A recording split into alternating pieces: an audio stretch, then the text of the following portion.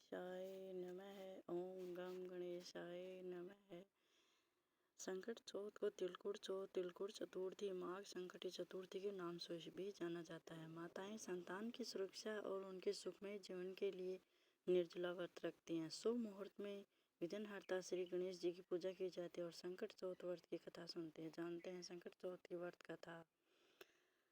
शुभ मुहूर्त में विघ्नहर्ता की पूजा की जाती है, इसलिए गणेश जी को तिलकुट चतुर्थी, माघ चतुर्थी के नाम से जाना जाता है। कथा। पौराणिक कथा के अनुसार एक बार देवतागण संकट में घिरे हुए थे। वे कैलाश पर्वत पर भगवान शिव की शरण में आए। वहां पर भगवान गणेश और कार्तिकेय जी उपस्थित थे। भगवान भोलेनाथ ने अपने पुत्रों कार्तिकेय और गणेश से पूछा कि तुम दोनों में से कौन देवताओं के संकट को दूर करेगा। दोनों ने कहा कि देवता को संकट से उबार सकते हैं। भगवान महादेव ने कहा कि तुम दोनों में से जो भी धरती की परिक्रमा करके आएगा उसे ही देवताओं के संकट को दूर करने का अवसर मिलेगा। यह सुनते ही कार्तिकेय मोर पर सवार होकर पृथ्वी की परिक्रमा करने चल दिए। गणेश जी का वाहन मूषक था और उन्हें पृथ्वी की परिक्रमा जल्दी कर पाना संभव नहीं था।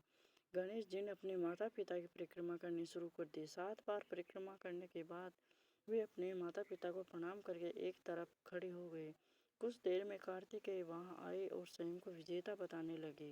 इस पर शिव जी ने गणेश जी से पूछा कि उन्होंने पृथ्वी की परिक्रमा करने की जगह माता पिता की परिक्रमा क्यों की। तब गणेश जी ने कहा कि माता पिता के चरणों में ही समस्त लोक होता है। यह सुनकर भगवान शिव प्रसन्न हुए और गणेश जी को विजय घोषित किया। उन्होंने गणेश जी को देवताओं के संकट दूर करने का आदेश दिया। साथ ही गणेश जी को आशीर्वाद दिया कि जो व्यक्ति चौथ के दिन व्रत रखकर तुम्हारी पूजा करेगा और चंद्रमा को अर्घ्य देगा, उनके सभी कष्ट दूर होंगे और पाप मिटेंगे। उनसे पुत्र, धन, सुख, समृद्धि आदि की प्राप्ति होगी। जय गणेश। दूसरी कथा। पुरानी कथा के अनुसार एक नगर में एक बुढ़िया थी। वह गणेश जी की परम भक्ति थी। हमेशा चतुर्थी का व्रत रखती और गणेश जी की पूजा करती। एक दिन गणेश जी प्रकट हुए और उससे बोले कि आज तुम जो चाहो मांग लो, मन की मुराद पूरी होगी। इस पर बुढ़िया ने गणेश जी से कहा कि उसे मांगना नहीं आता, वह कैसे कुछ मांगे। तब गणेश जी ने कहा कि तुम अपनी बेटी और बहू को सलाह लेकर मांग ले। इस पर बुढ़िया ने अपनी बेटी से कहा कि गणेश जी ने कुछ मांगने को कहा है तो क्या मांगो। उसने कहा कि धन मांग ले। उसकी पत्नी ने कहा कि नाती मांग ले।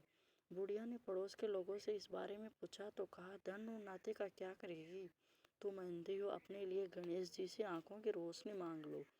बुढ़िया ने गणेश जी से कहा कि आप प्रसन्न हो तो 9 करोड़ की माया दो, निरोगी काया दो, अखंड सुहाग दो, आंखों की रोशनी दो, नाती और पोता दो, सुख और समृद्धि दो और जीवन के अंत में मोक्ष दो।